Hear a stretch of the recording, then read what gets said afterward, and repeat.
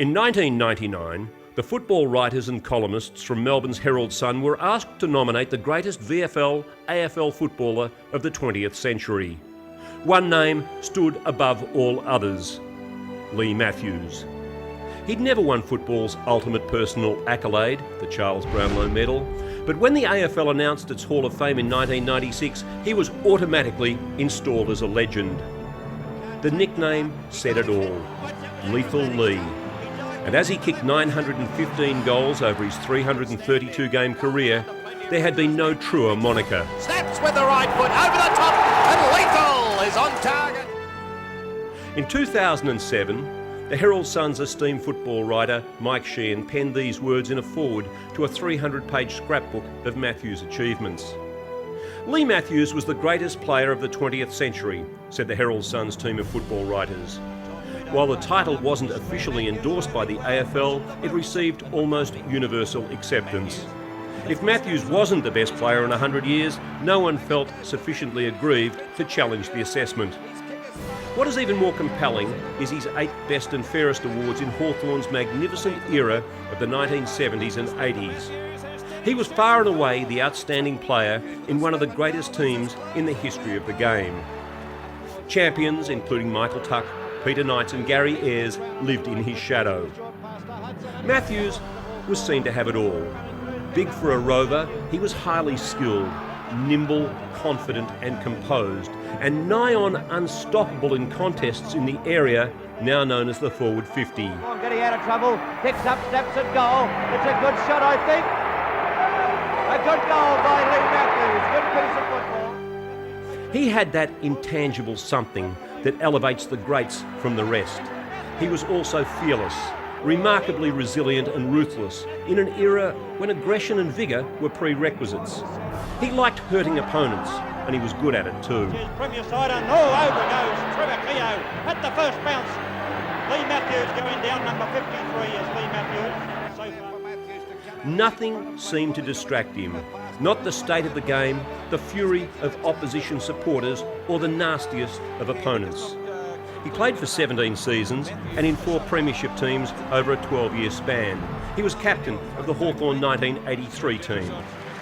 Matthews was chaired off the MCG after his final game on Grand Final Day 1985, wiping tears from his eyes in an unprecedented show of emotion. He started his coaching career in 1986, leading the Magpies from the wilderness to their first premiership in 32 years. They'd finished runner-up 8 times between premierships. After leaving Collingwood, Matthews spent time in the media before accepting the monumental challenge of turning the Brisbane Lions into a force. In his 3rd year, the Lions won their first premiership and promptly won 2 more. As a player and coach, Leigh Matthews has been involved in 8 premierships. Tonight, Leigh Matthews joins fellow AFL greats Ted Whitten and Ron Barassi as he is elevated to legend in the Sport Australia Hall of Fame.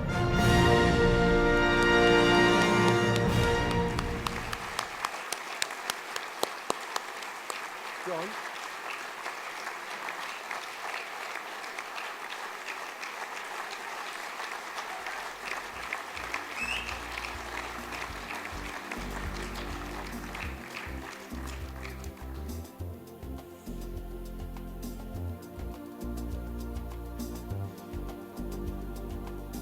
Yeah, Leigh.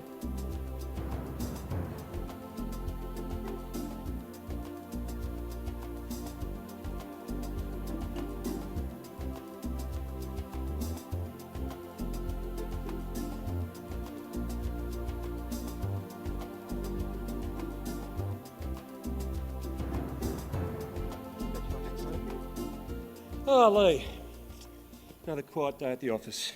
The ability to absorb and distribute pain in equal helpings is something that you seem to have been able to manage with great success. Yeah, I was good at that. Did you write that? Yeah, I wrote that. Yeah, did you write that? Sorry. Yeah, well, I mean, it's we're a much more sterile game. All the physical contact sports are a fair bit more sterile in the television age. But of course, there was not too many games covered on television up until probably early 90s. So a lot of things that happen in those eras that would be very much frowned upon today, but you can only play within the rules of the day and bend them as best you can. But I wasn't actually thinking of the distributing as much as absorbing, because I remember you said to me one day, I asked you if you were ever frightened on the football field, and you said pain's something that goes away. You don't remember. It stuck with me, that comment. No, I guess for most I think sporting people, you feel the most comfortable on your field of sport. So I guess on the football field was a place, you felt comfortable. So I don't know about never felt fear. I thought I had a pretty hard head, so I didn't think I could get hurt, which was a pretty dangerous thing to think probably. But from that point of view, you're more scared of failing than you were of getting hurt. When you arrived at Hawthorn, you had a coach in John Kennedy who was fairly anti the media. Would you say that was fair? He had a fair distrust of anyone with a microphone, a tape recorder or a pen. Yes, probably. I guess that would be fair to say. But I mean, I think John was a fantastic mentor to all the young boys who came under his control when we first came into the VFL, and he taught you the most basic lesson in team sport, that the team came first, no matter how egotistical or ambitious you may be as an individual, that the team cause always had to come first if the choice had to be made. Earlier in the evening, we inducted your first premiership captain, David Parkin, yes, who had a fair bit of John Kennedy in him. Oh no! He had a lot of good things, but I was just so lucky as a player. I played for Hawthorn for 17 years, and we had three coaches: John Kennedy, David Parkin, and Alan Jeans, and they're all basically legends of Australian football coaching. So you're so lucky to have people like that. And John very much was a school principal as coach. You never got much one-on-one tuition from John. David was doing a lot of things in the late 70s that coaches are now doing in terms of the whole process of review and planning, and more of the process that goes on in between games. So he was so much a trendsetter in his coaching days in the late 70s. Your decision to go to Collingwood after you left Hawthorn as an assistant to Bob Rose, I should say. A big call. It was a club that had known a lot of near misses. Well, yes. I mean, when I retired as a player, there was really not a real constructive role for me at Hawthorn. I got offered the job. It was the first succession plan at Collingwood. Bob Rose was part of the deal. Wanted me to be his assistant for 12 months, take over at the end of 1986. So what's currently happening at Collingwood is not their first succession plan; it's their second succession plan. But as it turned out, early in 1986, the club almost went bankrupt, and Bob decided it was time for him to move on and let me to take over as senior coach. So, it was a very short apprenticeship off the field. Another lucky step, though. You went from Kennedy to Parkin to Jeans to another super guy in Bob Rose. Yeah, magnificent individual, fantastic servant. I mean, it was. After round 3, we'd lost the first 3 games, Collingwood. But we were playing Geelong the following week, who hadn't won a game either. So Bob decided he was going to move on, but let me have a good chance of winning my first game as coach, because we were playing Geelong, who hadn't won at Victoria Park, our home ground. So that was the kind of man Bob Rose was, to give you the opportunity to get a flying start in your coaching job. And you won the premiership in 1990 and ended 32 years of Collywobbles, and you became coach for life. Yeah. I remember you becoming coach for life. How long were you coach for? 5 years. Oh, okay. Yes. All that means 5 years is life in football. That's the way it works. No, it was fantastic. I mean, I've been so lucky, really.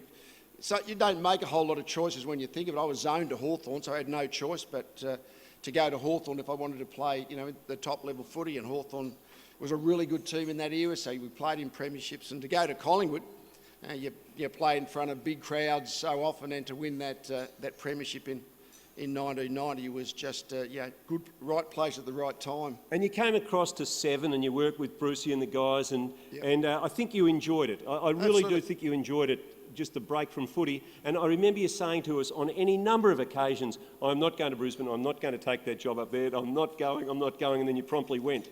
Yeah, it was at Drew Morfitt's, I think it was his 40th birthday, was it? But whatever, it was Drew Morfitt. Yeah. That was the night, all of a sudden I felt myself sliding down the well that I was going to go and coach again. And I'd had the 3 years off after Collingwood, and I love working in I love the footy really. So sort of going and one thing about the media area at the football, you get a fantastic view. The catering's good, and you usually get paid.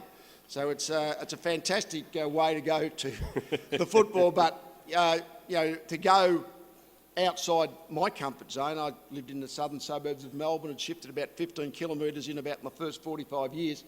So actually to take the challenge of going and living in another part of the country and taking on the coaching job at the Lions was quite an adventure at that point. For Tony Kelly and the boys from the Lions, it was an enormous thrill not to win one, not to win two, but to win 3 premierships in a row after all those horrid years early on. Yeah. Well, yeah, it was amazing. I think in the fullness of time, and obviously the Brisbane Lions team got to the 4th grand final, but was about a quarter from winning 4 in a row. But of making those 4 consecutive grand finals for a team that playing outside Melbourne, where obviously the grand final is going to be played no matter what, I think in the fullness of time, it'll be realised what an achievement that team put in that period of time. Leigh, I'm not going to embarrass you by asking you that bit about being the greatest footballer of the 20th century. Mike Sheen said all that. But ladies and gentlemen, Leigh Matthews. Thanks, Stephen. Thank you.